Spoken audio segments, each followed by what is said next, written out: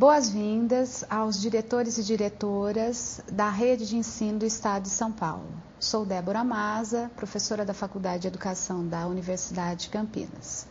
Integro a equipe que preparou o módulo Estado, Políticas Públicas e Educação. Essa disciplina será ministrada em 30 horas, sendo 15 horas de atividades presenciais, desenvolvida por uma equipe de professores doutores da Faculdade de Educação, doutores e doutorandos da Universidade de Campinas, e 15 horas de atividades à distância, desenvolvidas por uma equipe de doutorandos e mestrandos da Universidade de Campinas. Nessas 30 horas, vocês estarão estudando sobre o Estado como poder político, tomando como referência pensadores da moderna teoria política. O objetivo é apresentar o Estado moderno através de concepções, características e funções. A seguir, estaremos discutindo o Estado brasileiro, tomando como um exemplo concreto de Estado que implementa políticas públicas, particularmente a partir de 1930. Estaremos também discutindo tipos e funções de políticas públicas, assim como dando um destaque para as políticas educacionais no Brasil desde os anos de 1990. Neste tópico, pretendemos caracterizar o tipo de política educacional implementada no Brasil a partir, principalmente, de 3 eixos: descentralização, autonomia e privatização. Por fim, estaremos dialogando com gestores educacionais sobre o impacto destas políticas na gestão da educação.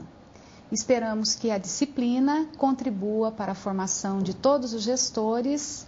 Boas leituras, bons trabalhos, bem-vindos.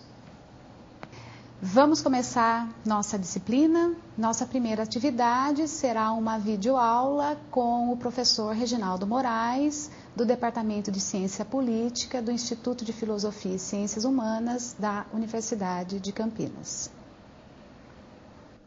Bom, hoje nós vamos conversar sobre o Estado contemporâneo, as formas pelas quais o Estado interfere na nossa vida, as formas pelas quais o Estado interfere na definição das políticas públicas e as formas pelas quais nós interferimos na vida do Estado. Nós ouvimos falar desse personagem a todo momento, né? Estado, na TV, rádio, jornais, revistas falam disso a todo momento. Crise do Estado, reforma do Estado, máquina do Estado, interferência do Estado. Bom, Estado, não é por acaso que isso acontece. É que o Estado interfere, de fato, na nossa vida a todo momento.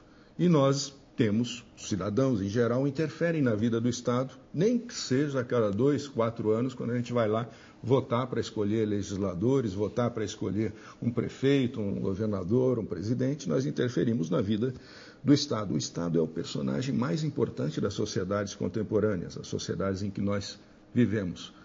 É o mais importante. Os personagens da vida social são muitos: os indivíduos, as famílias, os grupos sociais, suas associações profissionais, seus sindicatos, tudo isso. Bom, esses são personagens da nossa sociedade, mas o Estado é um personagem à parte, mais importante. Ele interfere na vida de todos os cidadãos, e todos os cidadãos são chamados a interferir na vida do Estado. E o Estado tem essa importância, em primeiro lugar, porque ele tem alguns monopólios, isto é, alguns direitos exclusivos. Você vai ver aí, no primeiro slide que nós vamos mostrar, na primeira imagem, um resumo desses 3 principais direitos exclusivos do Estado, esses monopólios do Estado.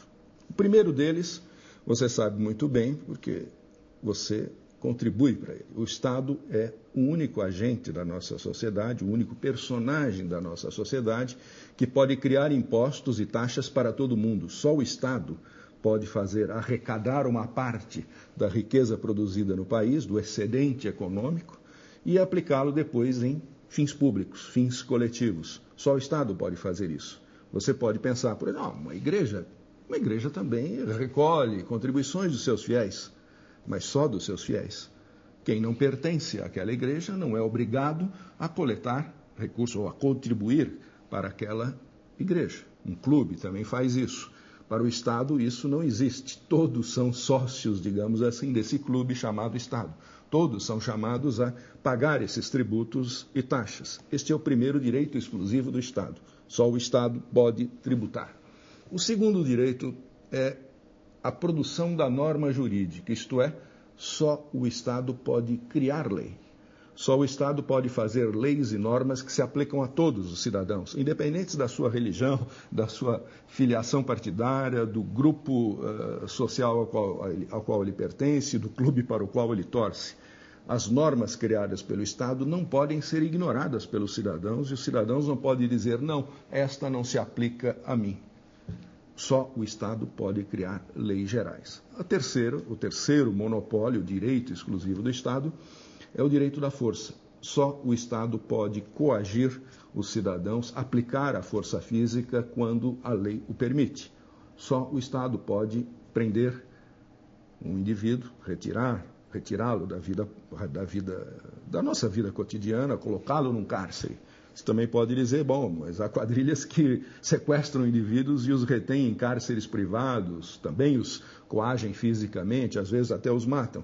Sim, isso é verdade, mas esta não é a violência legítima ou aceita pela sociedade, é a violência negada pela sociedade, condenada pela sociedade. A violência do Estado é diferente. Ela é autorizada pela sociedade e legitimada. Só o Estado pode legitimamente prender indivíduos e puni-los, quando é o caso. E o Estado, bom, quais são os instrumentos pelos quais o Estado interfere na nossa vida a todo momento? Ele está a todo momento interferindo na vida dos indivíduos, dos grupos sociais, das empresas. Você vai ver no slide seguinte, não é, que as sociedades modernas são economias mistas. Economias mistas, isto é, aquelas em que há um setor público muito importante, isto é, o setor público compra serviços, compra bens, produz bens, muitas vezes, e os entrega aos cidadãos, e os distribui entre os cidadãos. Aquilo que nós chamamos de setor público no Brasil é um setor federal, estadual, municipal. Ele tem 3 níveis de autoridade no tipo de Estado que nós temos no Brasil. Quais são os instrumentos pelos quais o Estado interfere nesses 3 níveis, estadual, federal, municipal, interfere? Como é que eles interferem, né, na nossa vida? Através de quais canais, instrumentos? O primeiro deles, que você vai ver no slide seguinte, o primeiro deles, talvez aquele que mais apareça, é o orçamento. Todo final de ano, câmaras de vereadores, assembleias legislativas, a Câmara Federal, todos esses organismos legislativos votam um orçamento para o município, para o Estado, para a União, para o governo federal. Esse orçamento significa que o Estado recolhe uma parte grande da riqueza produzida no país, no Brasil é mais ou menos 1/3 do que se produz no país, é recolhido pelo Estado, nos seus 3 níveis, para aplicar em fins públicos. O Estado recolhe todo esse dinheiro e compra bens e redistribui. Por exemplo, o Estado compra livros escolares e os redistribui. Isso é uma política pública garantida por um orçamento. O Estado contrata serviços, contrata empresas que fazem estradas, pontes, fazem a manutenção dessas estradas ou pontes. O orçamento é um modo pelo qual o Estado interfere na nossa vida e muito. O orçamento do Estado regula praticamente a economia do país, por causa do seu tamanho e da sua capilaridade. Ele se espalha para tudo quanto é lado. O Estado também interfere na nossa vida através de empresas.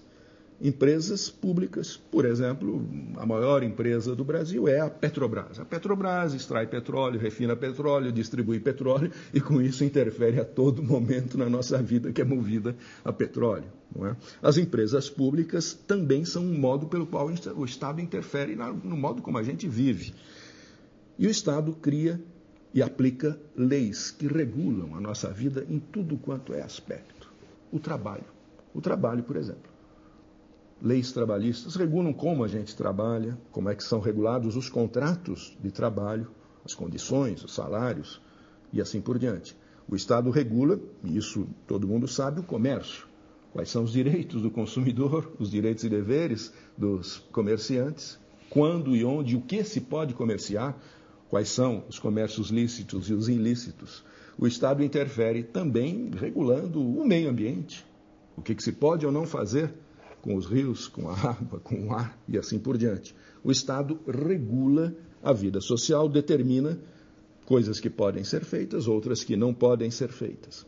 O Estado interfere também na nossa vida através de um outro canal menos visível. O Estado emite dinheiro. Pode emitir mais ou menos, e isto interfere no poder de compra daquilo que temos no bolso.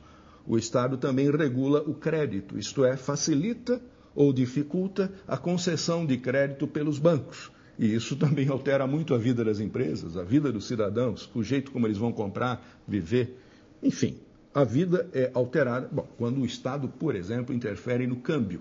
Às vezes a gente nem nota, muda, interfere, de alguma maneira interfere no valor do dólar, do euro, do dólar, que é a moeda internacional de referência. Quando ele faz isso, a gente diz, mas o dólar, eu não pago nada em dólar, eu não compro nada em dólar. Não, você compra. Muito do que a gente compra, do que a gente consome, também é regulado por essa relação entre a moeda nacional e o dólar. E nisso existe uma interferência muito grande do Estado. A política de moeda, de crédito, de câmbio. Ou a política de preços. O Estado regula muitos dos preços que nós temos na nossa vida. Os preços mínimos para a agricultura, por exemplo. Regular preços de serviços de saúde, de convênios médicos. Isso tudo é uma interferência muito importante. Em suma, o Estado subsidia, estimula algumas atividades e, às vezes, desestimula outras que acha menos convenientes, menos importantes.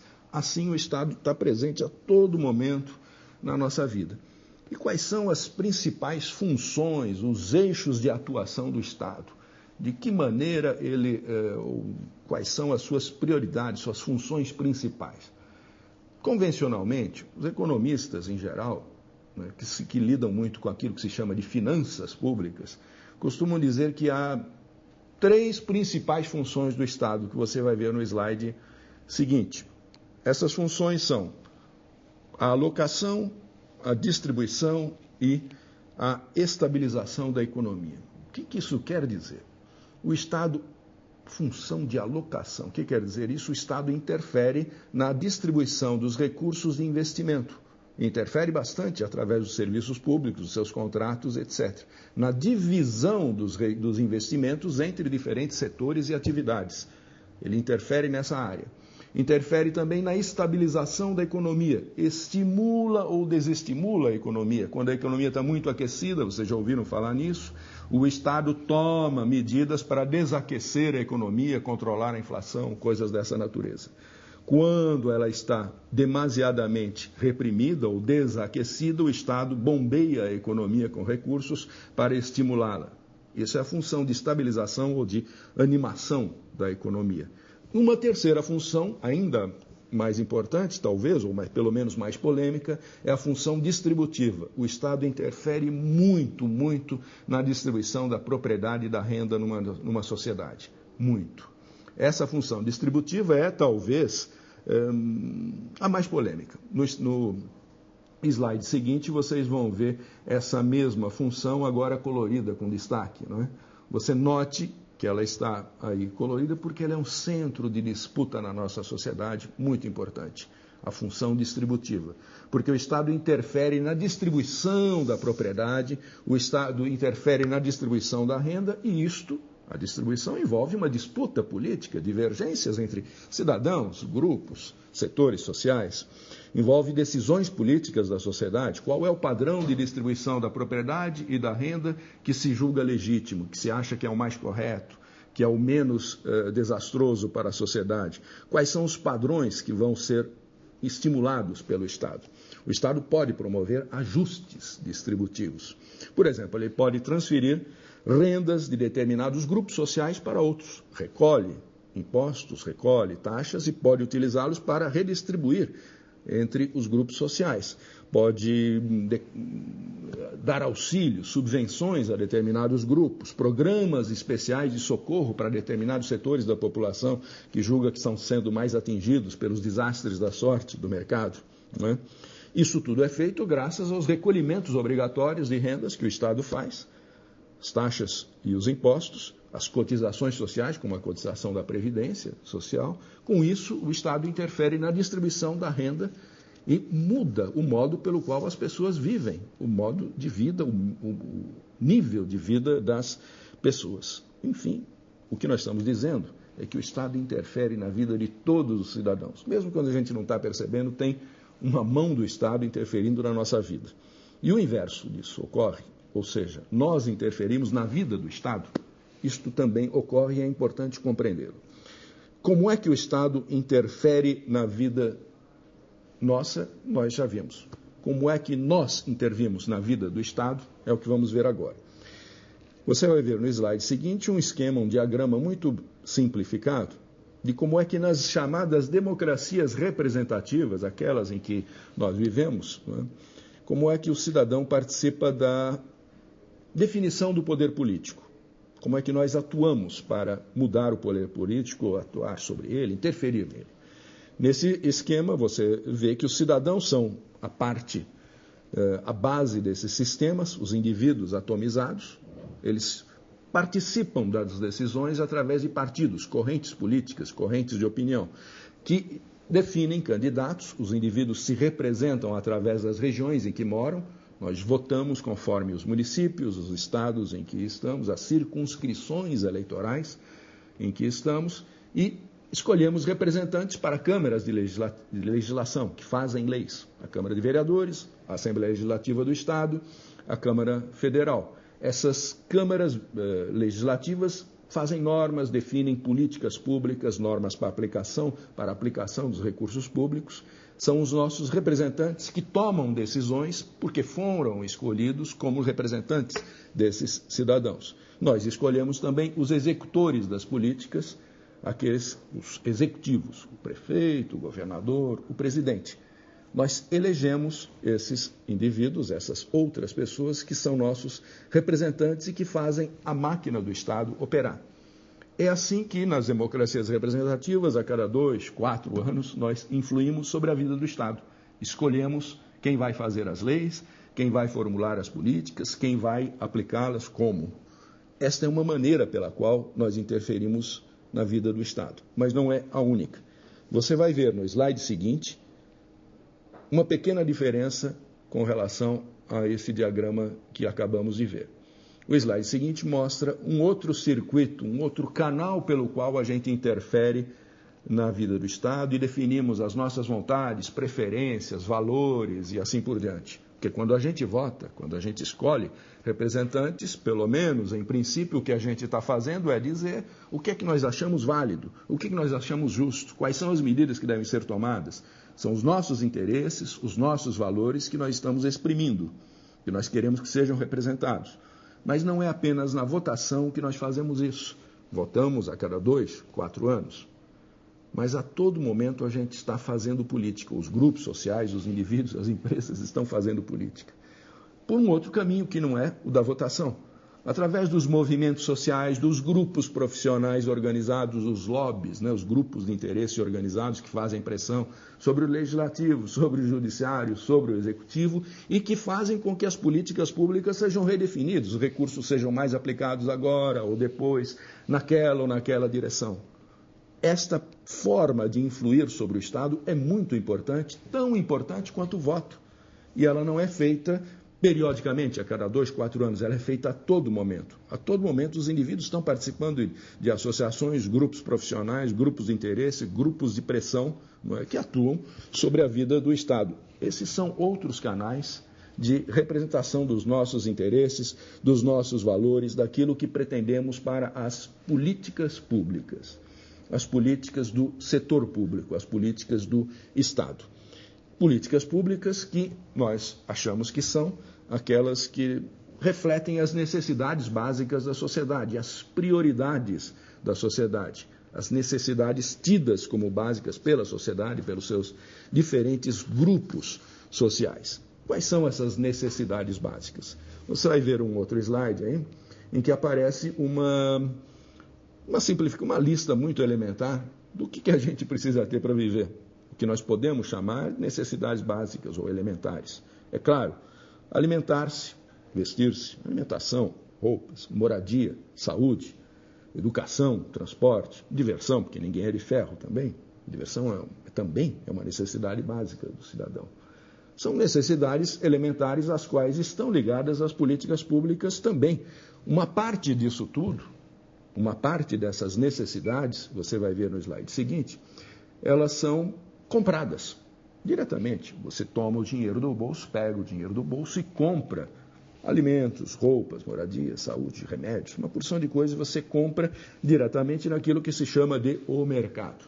A nossa sociedade, aquela em que vivemos, é um gigantesco armazém de mercadorias e os indivíduos vão lá comprar, nesse armazém, coisas com as quais garantem a sua sobrevivência. Salário, mercado e sobrevivência formam um todo, um conjunto. Isso é o que nós podemos chamar de salário direto, aquilo que aparece diretamente como remuneração, salário, renda, com a qual você compra roupa, remédio, paga o ônibus e assim por diante. Essa é uma parte da nossa cesta de consumo, das nossas necessidades básicas da sociedade. Uma parte, porque é uma outra parte que nós não compramos desse jeito. É uma parte da nossa cesta de consumo, da nossa sobrevivência cotidiana, não é comprada assim. É comprada indiretamente, é comprada coletivamente, é comprada com um salário indireto. Nós podemos usar essa expressão, ela é utilizada muito frequentemente. O salário indireto é aquilo que nós compramos, faz parte da nossa cesta de consumo indireta. Isto é aquilo que nós compramos com as taxas, com os impostos. Na verdade, quando a gente está pagando impostos e taxas, a gente está comprando indiretamente uma porção de coisas. As estradas, os hospitais, os livros escolares e assim por diante.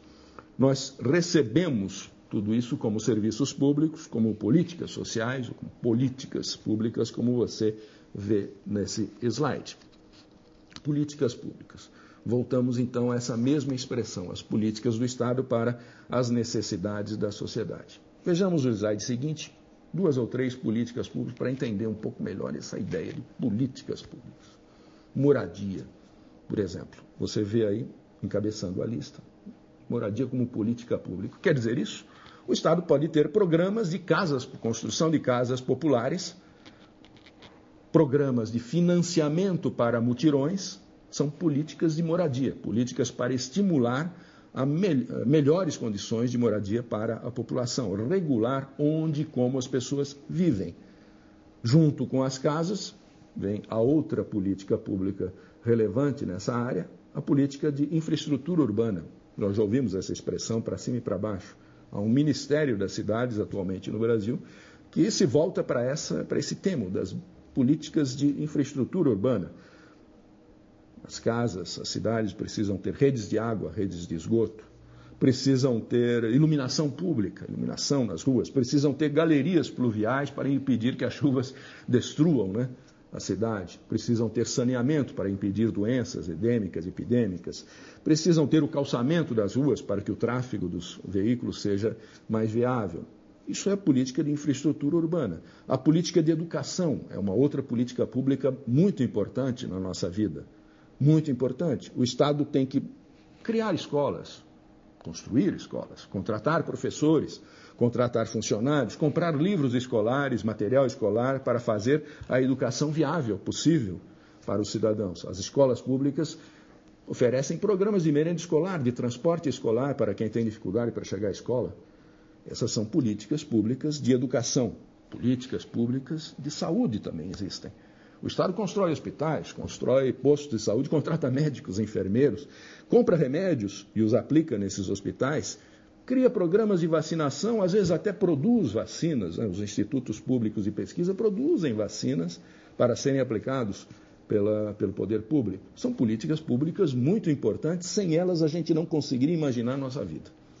E, no entanto, a gente não paga diretamente por elas, a gente as recebe através de políticas públicas, são sustentadas pelo imposto que nós pagamos, pelas taxas que nós pagamos. As políticas públicas são muitas, eu citei 3 ou 4, você vê uma outra lista ampliada no slide seguinte, que há uma quantidade enorme de coisas, de cestas, de elementos da nossa cesta de consumo, que estão ali nessa lista, e tem muito mais coisa que poderia ser incluída. Moradia, infraestrutura urbana, educação, saúde, transporte, previdência, segurança, policiamento e assim por diante. Tudo isso é necessário à nossa vida e constitui aquilo que nós chamamos de políticas públicas. Bom, como é que a sociedade decide sobre a produção desses bens e serviços? Bens e serviços que são produzidos a todo momento. Quais deles vão ser produzidos? Em quais quantidades? Onde? Como? Quem vai produzir? Como é que se decide tudo isso? Qualquer sociedade tem que tomar decisões dessa natureza. Algumas decisões, há dois processos, na nossa vida social, há dois processos fundamentais de decisão sobre isso. O que produzir, como produzir, onde, para quem. Dois caminhos. Um deles, silencioso, que a gente não nota, é um processo de decisão que se chama mercado. O outro é o político, a decisão política. Esses dois mecanismos dirigem as escolhas da sociedade. Vamos ver as características de cada um deles, você vai ver no slide seguinte. A decisão pelo mercado. O que quer dizer isso? Cada vez que os cidadãos compram coisas, eles dizem o que a sociedade deve produzir também. Quando você retira dinheiro do bolso e compra alguma coisa, indiretamente você está dizendo isto deve ser produzido e não aquilo. Os investidores tomam decisões e decidem produzir isto ou aquilo. Essas decisões são descentralizadas. Não há um poder público centralizado que diga você deve comprar isso ou deve comprar aquilo. Você deve produzir isso, investir nisto, investir naquilo. São decisões descentralizadas dos consumidores, dos investidores. As relações que se estabelecem nesse mundo do mercado são as relações entre o cliente, o comprador, e o fornecedor, o vendedor. Esse é o padrão das relações dentro do universo que a gente chama de mercado. O mundo em que a gente compra os bens necessários à sobrevivência. Os investidores competem, os consumidores competem, a competição dentro do mercado e a contratação. Contrato de compra e venda, de prestação de serviços. Isto é, um processo de decisão sobre o que a sociedade vai produzir, como e onde vai entregar, onde vai distribuir. Mas não é assim apenas que se decide sobre os bens e serviços necessários à nossa ordem social, à nossa vida social. Há uma decisão, há um caminho da decisão que é o do processo político. É através da política que a gente decide muita coisa que vai ser produzida no Brasil, muita coisa que vai ser consumida no Brasil. Escolas, estradas, muita coisa, muita coisa. Aí as escolhas e as decisões são coletivas, elas têm que ser compras coletivas, conjuntas. Os bens são compartilhados, consumidos coletivamente e, por isso, também as iniciativas são mais centralizadas. As compras têm que ser feitas em bloco, as contratações de serviços têm que ser feitas em bloco por poderes públicos, pelo prefeito, pela prefeitura, pelo governo do Estado, pelo governo federal. A relação que se estabelece aí não é entre um cliente e um fornecedor, um comprador e um vendedor, mas é uma outra um pouco mais complexa entre o cidadão e o serviço público. O cidadão que tem direitos e tem deveres e o serviço público que igualmente tem os deveres para os quais, os deveres correspondentes ao seu nível. Né? O estadual, a prefeitura e o município têm níveis diferentes de compromissos ou de obrigação com relação às políticas públicas.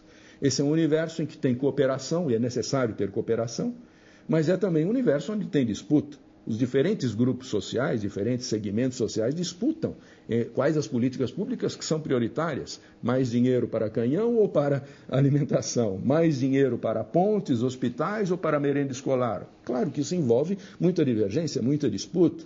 Cooperação, mas também disputa e negociação. Esse é o terreno da política, é a vida política e nós não temos como fugir dela. Porque os bens e serviços públicos são esse salário indireto, essa renda indireta, que é decidida, esse salário indireto que é decidido nesse espaço da política. E eu estou usando essa expressão, como você vai ver no slide seguinte, salário indireto, porque, bom, de onde vem esse salário indireto? O salário direto você sabe de onde vem, né? Você trabalha e no fim do mês o seu patrão lhe paga, né, ou a empresa para a qual você trabalha, paga, né, um salário com o qual depois você sai comprando coisas, não é isso? O que é esse salário indireto e quem o paga? Na verdade, ele é pago, não é? Pelo governo federal, pelo governo estadual, pelo governo municipal, indiretamente, através das políticas públicas. São bens entregues, né, em espécie, né, em políticas públicas. Uma parte desse salário indireto depende do indivíduo ter vínculo trabalhista. Não sei se você já pensou nisso. Você só recebe uma parte desses bens se você tiver um trabalho, um vínculo trabalhista, uma carteira de trabalho assinada. É assim que você tem, por exemplo, a aposentadoria, que é um salário indireto para o momento em que você não estiver mais trabalhando. É assim que você recebe coisas como o vale-transporte, a cesta básica, o crédito descontado em folha. São formas pelas quais a sua vida é facilitada por um salário indireto que depende de você ser empregado, você ter um vínculo trabalhista. Há partes do salário indireto que não dependem de você ser trabalhador, ter vínculo trabalhista. Dependem apenas de você ser cidadão de uma cidade, de um estado e de um município. Por exemplo, você não precisa ter carteira de trabalho para usar o posto de saúde, o hospital municipal, ou utilizar a iluminação pública da sua cidade. Basta que você seja um cidadão. Esse é um salário indireto que não depende do vínculo trabalhista. Isto faz parte daquilo que se chama de consumo coletivo, salário indireto, bens públicos, não é? Bom, acho que agora nós podemos, de certa maneira, entender o que foi o nosso esforço. Nós tentamos entender como é que o Estado é uma coisa tão importante, que interfere na nossa vida, em tudo quanto é aspecto da nossa vida, e como é que nós interferimos, agimos sobre o Estado, escolhemos políticas para o Estado, definimos quem é que vai dirigir o Estado e assim por diante. São dois lados ligados um ao outro. Acho que nós podemos entender, então, a partir dessa nossa conversa, por que ouvimos falar tanto do Estado, porque o Estado é uma coisa tão importante na sociedade que vivemos. O Estado interfere na vida de todos os cidadãos, não apenas na vida de alguns. O Estado é de todos e não apenas de alguns, diferente de uma igreja, de um clube, de uma associação profissional. O Estado se refere a necessidades básicas. Nós vimos aquele slide das necessidades básicas e nós podemos relacionar cada uma daquelas necessidades básicas da nossa vida, coisas essenciais para a vida, com políticas do Estado. Você pega cada um daqueles itens e relaciona com uma política do Estado. E aí você vê como a sua vida é invadida a todo momento pela presença do Estado. Se o Estado invade a sua vida a todo momento, cobrando impostos ou oferecendo serviços públicos, você tem também o direito e tem o dever de invadir a vida do Estado, intervir na vida do Estado, definir quais são as leis, quais são as políticas públicas, quais são os dirigentes, os legisladores que vão dirigir o Estado. E é através desse caminho que você faz o Estado, você modela o Estado. A cada 2 ou 4 anos você vota para criar um campo de decisão que nós chamamos de legislativo. A Câmara Municipal, a Assembleia Legislativa, a Câmara Federal, o Senado, criam leis, criam normas, decidem as regras de aplicação dos recursos. Você, através desse voto, você escolhe os executores das políticas, quem vai executá-las propriamente, o prefeito, o governador, o presidente e as suas equipes, não é? E você define também, por esse caminho, qual vai ser a vida política da nação, como ela vai ser regulada. Isso é a política. E, por outro lado, você atua sobre o Estado, não apenas a cada 2 ou 4 anos, você atua cotidianamente, através da sua associação profissional, do seu sindicato, do seu grupo de interesse, do seu grupo de afinidades, grupos ambientalistas, movimentos sociais dos mais variados, intervém o Estado a todo momento, reivindicando saúde, reivindicando políticas ambientais, pressionando para que os recursos sejam aplicados nesta ou naquela região, nesta ou naquela política antes do que naquelas outras. Isto é atuar sobre o Estado, isso se faz a todo momento. Grupos de trabalhadores fazem isso, grupos de moradores de bairros fazem isso, empresários fazem isso. Isto é a política cotidiana, o modo pelo qual os cidadãos e os grupos sociais interferem na vida do Estado. Eu acho que deu para entender um pouco, ou pelo menos deu para perceber, porque o Estado é uma coisa tão importante.